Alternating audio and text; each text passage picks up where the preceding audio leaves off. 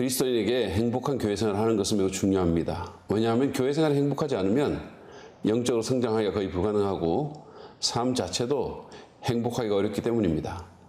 목회자든 성도든 마찬가지입니다. 여러분의 교회 생활은 행복하십니까? 지금 행복하든 않든 거의 대부분의 성도들은 행복한 교회 생활을 원할 것입니다. 질문은 이것이죠. 어떻게 하면 행복한 교회 생활을 할 수 있을까요? 오늘 저희들이 다룰 본문은 갈라디아서 4장 12절부터 20절 말씀인데 지금 갈라디아 성도들의 교회 생활은 행복하지가 않았습니다. 그리고 이 교회의 개척자인 바울도 행복하지 않았죠. 왜 그랬을까요? 본문을 보면 그 이유는 바울과 갈라디아 성도들 사이에 문제가 생겼기 때문입니다. 목사와 성도 간에 갈등이 일어난 것입니다. 한때는 좋았는데 지금 갈라디아 성도들은 바울을 적대하고 있습니다. 그러니 어찌 행복하겠습니까? 사실 목사와 성도 간의 갈등만큼 교회 생활을 불행하게 만드는 것은 없습니다.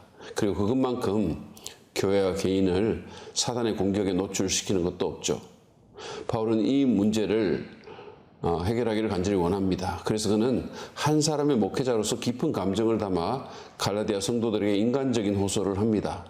갈라디아서 4장 12절부터 20절 말씀을 보면서 목회자와 성도의 행복한 관계를 위해 그리고 더 나아가서 행복한 교회 생활을 위해 어떻게 해야 할지를 한번 생각해 보기 원합니다.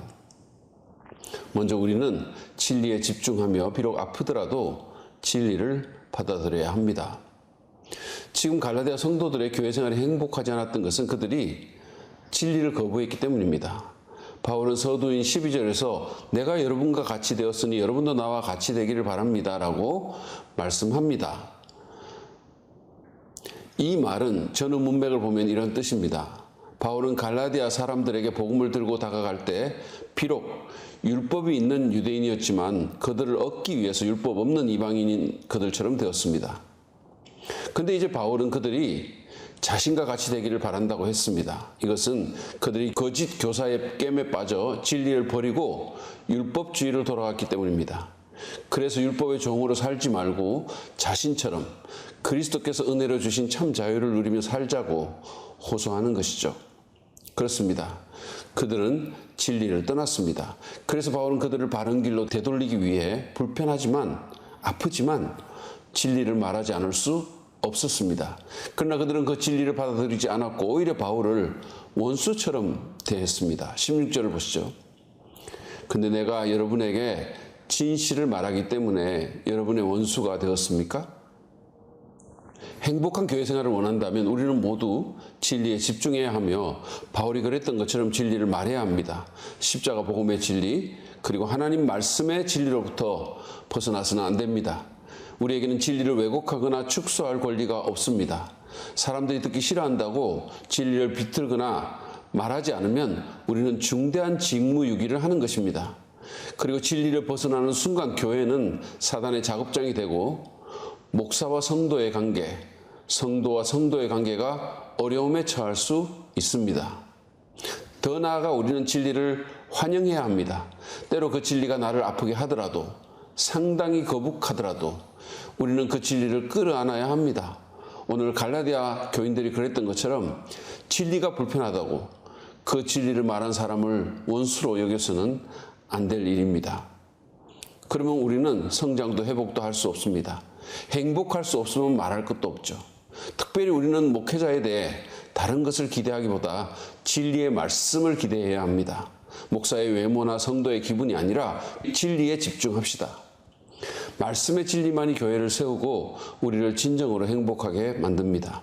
전하는 자든 듣는 자든 진리를 사랑하며 진리를 실천합시다. 그럼 여러분의 영성은 건강해지고 행복한 교회 생활을 할 수 있을 것입니다. 두 번째로 우리는 좋은 태도를 가져야 합니다. 성도와 목회자뿐 아니라 성도들 사이에도 관계의 성패를 결정짓는 것 가운데 하나는 우리의 태도입니다. 처음 얼마간의 허니문 기간이 지나고 나면 서로에 대해 우리는 더 잘 알게 되죠. 그러면 약점이 보이게 됩니다. 왜냐하면 우리는 타락한 죄인이고 그런 면에서 다 정상이 아니기 때문입니다. 만약에 우리가 우리의 태도를 점검하지 않는다면 우리의 관계는 어려워질 수밖에 없습니다. 본문의 갈라디아 성도들은 태도에 문제가 있었습니다. 사실 처음에 바울과 그들의 관계는 좋았습니다. 처음 바울이 복음을 전했을 때 13절과 14절에서 말한 것처럼 그에게 병이 있었음에도, 시험이 될 만한 것이 그의 몸에 있었음에도 그를 하나님의 천사처럼, 예수 그리스도처럼 대했습니다. 아마 바울의 눈에 병이 있었던지 그들은 자기들의 눈이라도 빼줄 정도였습니다. 15절 말씀 보시죠. 여러분은 할 수만 있었다면 여러분의 눈이라도 빼어서 내게 주었을 것입니다. 그러나 시간이 지나고 거기다 거짓 교사들까지 끼어들면서 문제가 생겼습니다. 바울이 그들을 돌이키기 위해 잘못을 지적하고 불편한 진실을 말하자 그들은 바울을 원수처럼 대했죠. 그들은 바울의 진심 어린 충언을 받아들이기에는 너무 교만했습니다. 방어적이고 비판적이고 교만한 태도로 일관했던 것입니다. 여러분의 태도를 점검하시기 바랍니다. 태도가 성공 여부를 결정하며 태도가 관계의 행불행에 지대한 영향을 미칩니다. 여러분은 어떤 태도를 가지고 계십니까? 어떤 사람은 부정적인 태도를 갖고 있습니다. 좋은 것보다 늘 나쁜 것을 보고 감사보다는 불평이 더 많죠. 어떤 이는 방어적인 태도를 갖고 있습니다. 변명하고 움츠리고 인정하기보다는 자기 정당화에 열심이죠. 어떤 이는 냉소적인 태도를 갖고 있습니다. 달라 신학교에서 공부할 때 있었던 일입니다. 채플 예배를 드리는데 옆에 한국 학생과 같이 앉아 있었습니다. 둘이 같은 주보를 보게 됐는데 그 사람은 그 주보에 대해서 좋은 말을, 저는 부정적인 말을 했습니다. 그 동시에 말이 나왔고 저는 충격을 받았습니다. 왜 저 사람은 좋은 것을 먼저 보는데 나는 나쁜 것을 지적했지? 그때부터 저는 제 태도에 대해 심각하게 생각하게 되었습니다. 지금도 많이 부족하지만 노력하고 있습니다. 어떤 경험을 하면 부정적인 말보다는 긍정적인 말을 먼저 하려고 애를 씁니다. 여러분 태도를 점검하고 좋은 태도를 가지려는 훈련을 합시다. 그러면 여러분의 관계와 교회 생활은 기쁨을 회복하게 될 것입니다. 마지막으로 행복한 교회 생활을 원한다면 우리는 그리스도에 집중해야 합니다. 목회자든 성도든 집중해야 될 유일한 대상은 그리스도이십니다. 근데 본문의 유대주의자들은 자기들을 내세우면서 성도들을 자기네 추종자로 만들기 위해 애를 썼습니다. 17절 말씀 보시죠. 위에서 내가 말한 사람들이 여러분에게 열심을 내는 것은 좋은 뜻으로 하는 것이 아니라 여러분을 내게서 떼어놓아서 여러분으로 하여금 자기네들을 열심히 따르게 하려고 하는 것입니다. 그러나 바울은 달랐습니다. 그의 초점은 그리스도에게 있었습니다. 그는 성도들이 오직 그리스도를 따르며 그리스도를 닮기 원했습니다. 19절을 보시죠. 나의 자녀 여러분, 나는 여러분 속에 그리스도의 형상이 이루어지기까지 다시 해산의 고통을 겪습니다. 어떤 목회자는 본문의 유대주의자들처럼 성도들을 자기의 추종자로 만들려고 애를 씁니다. 사람들을 예수님의 제자로 만들어야 하는데 자기 제자로 만드는 것이죠. 목회자는 자기를 내세울 게 아니라 성도들로 그리스도를 따라가는 사람이 되게 하며 숫자에 집착하기보다 성도들 안에 그리스도의 형상이 이루어지도록 만전을 기해야 합니다. 그것을 위해서 해산의 수고를 해야 하지요. 성도들도 마찬가지로 그리스도에 집중해야 합니다.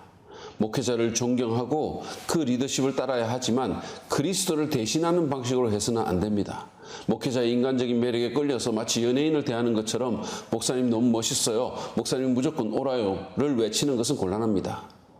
성도는 목회자의 외모나 학벌이나 인간적인 자질을 따지는 것이 아니라 그의 입술에서 나오는 그리스도의 말씀에 반응하며 성령의 능력으로 그리스도를 따라가야 합니다. 자기 안에 그리스도의 형상이 이루어져 작은 예수로 살기 위해 몸부림을 쳐야 합니다. 존 스타트는 목사와 성도가 그리스도에게 눈을 떼지 않을 때에만 그들의 상호관계는 건전하고 유익하며 전능하신 하나님을 기쁘시게 할 것이라고 말했습니다. 이제 우리 자신을 한번 살펴봅시다. 우리는 그리스도에게 집중하고 있습니까? 그리스도만이 하나님과 올바른 관계를 맺는 유일한 길임을 믿고 선포합니까? 그리스도만이 예배받기 합당한 분이시며 우리의 궁극적 모델임을 인정합니까? 그리스도를 다른 무엇보다 높이며 그분의 영광을 대신 취하지 않고 그분의 말씀만을 전하고 듣습니까? 목회자와 힘을 합해서 자기 안에 그리스도의 형상을 이루려고 노력하며 함께 기도하면서 그분의 사명을 수행하고 그리스도의 몸된 교회를 세우고 있으십니까? 정직하게 묻고 대답해 보시기 바랍니다. 여러분의 상황을 살펴보고 마음을 점검하십시오.